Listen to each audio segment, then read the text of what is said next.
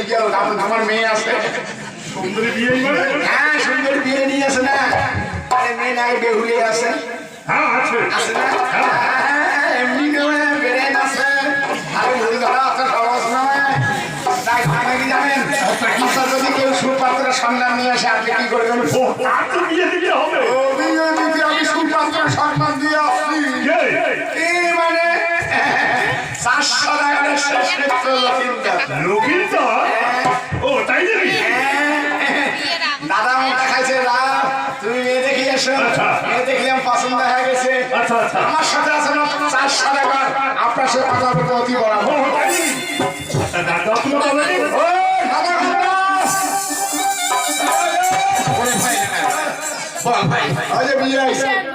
নমস্কার নমস্কার নমস্কার বিয়ে মহাশয় নমস্কার নমস্কার ভালো আছেন নমস্কার নমস্কার নমস্কার এসব কি হচ্ছে কি হলো মানুষ কেন তোমার তো কবার বার সব করবি তোমার বিয়ে গেছো তোমার বিয়ে না হয়ে দাদার বিয়ে বিয়ে ফেলাইছো একই ব্যাপার না একই ব্যাপার দাদার বিয়ে এসে একই ব্যাপার আছে বিয়ে দিদি বেড়া নাম ব্যবসায়ী বলেন আমি লোকমুখে শুনেছি আপনার নাকি মেয়ে রয়েছে হ্যাঁ আপনার আপত্তি না থাকলে আপনার মেয়েকে দেখাবেন ব্যবসায়ী মেয়েকে দেখবো তো হ্যাঁ ব্যবসায়ী আচ্ছা বসে বস ভাই জানাই বসবো হ্যাঁ তা তো হবে না আর বসেন না সারা হওয়ার ভালো হয় সাধারণ পেশা হয় আচ্ছা খাইতে খাইতে যেন আমার সেই রকম আলোচনার একটা মোটিভটি অন্যরকম আছে মেনুকার কোথায় কোথায় মেনুকার কেন তুমি আমাকে এইভাবে ডাক দিচ্ছ? সারাদিনে বাড়িতে থাকবে আর সারাদিন এমন করে চিল্লাচিল্লি করবে। হয়েছেটা কি বলবে তো? এখন আমার বাড়িতে কি এসেছে আমার বাড়িতে আবার হঠাৎ করে এসেছে। শাসনে বললে না শোনা করে এসেছে আমার মেয়েটাকে দেখবে বলে তাই নাকি? হ্যাঁ। 54 থেকে 400 টাকার লাশ দাবার এসেছে আমার বাড়িতে। তাই তো আমার মেয়েকে দেখতে। হ্যাঁ এ তো আজ আমার সৌভাগ্যের কথা। বাহ সুন্দর কথা গরিবের বাড়িতে হাতের পা। আর কি হলো এই লোক এমন করলো কেন? আর কি জানি কি হয়েছে আপনার মেয়ে আপনার বউকে আপনি কথা বলা শেখান নাই আর কি বললো কি বলবো বউকে কিভাবে শিখিয়ে খায় সেটা কায়দায় না জানেন আর কি বললো প্রথমে আসে কি বলে আপনি শুনিস নাই আর কি হলো শুনেন নাই তাহলে গরিবের বলে হাত তুলিবাও মুই কি হাত তুই মুই কি বড় বড় কলা গাছ খান দাদা জীবনে বাসের বুড়িয়া সাবেন না এসব কি বলছিস তুই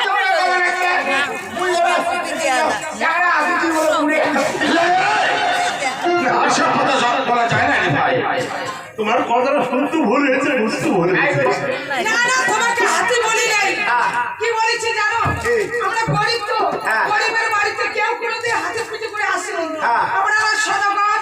আজ গরিবের বাড়িতে এসেছেন হাতে পুজো করে আপনাদের বাড়ি হাতে পাওয়া আজ গরিবের বাড়িতে পড়লো তাই বললাম যে গরিবের বাড়িতে হাতে এই জন্য আওয়াজ করলে হইলে আর মুই কি মনে করছো জানেন না আর কি মনে করছো মুই মনে করছি মুই চ্যাংড়া হাতি আচ্ছা আর দাদা হলো ওষুধ হাতি তুই যে আমার মান সম্মান সব ধুয়ে মিশিয়ে দিবি উমরে বাবার লাগছে খাও মান সম্মান ধুলিয়ে মাটি আউন দোকান লাগাইছে উমরে ভাই আপনার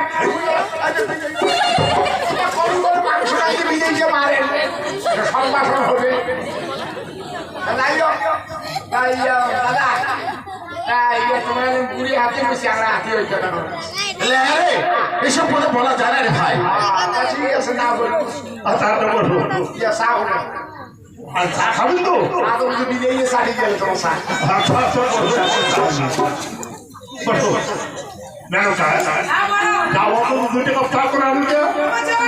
কেন জানা নাই শুনে আমি ফট করে একটা কথা কও কেন কি হলো ঘরে চাপাতি নেই কি করে ওদেরকে চা করে দিব যাও না দেখো না দেখি ওরা যখন হঠাৎ আমার মেয়েকে দেখতে এসেছে আচ্ছা ওদের কোনো ব্যবস্থা করে চা খাওয়াইতে হবে তাই তো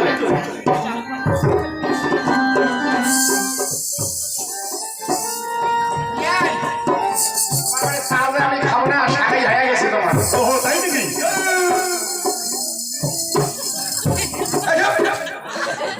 খাটাও খাটাও মাইছো কথা খাবার দেন এগুলো বের বড় বাইনে মে শালি গেছি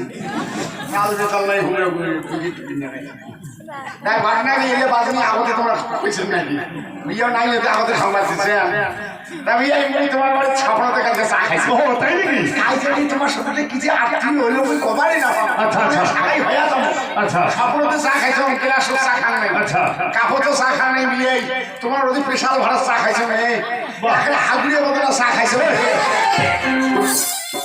তুই কি আমার মান সম্মান সব শেষ করে দিবি আপনাদের হাগুড়িয়ে বদলা চা খাইছো মোর কি দোষ ওরে ভাই সত্যি কথা বলা যায় না রে ভাই ওই জিউ করতে যায় তার নাই ঠিক আছে খবর পায়খানা নিয়ে টিমু জিউ ঢুকে আর চা করে আচ্ছা বসেন না কয়বার বসে কয়বার এখনই চা দেয়া করে বসো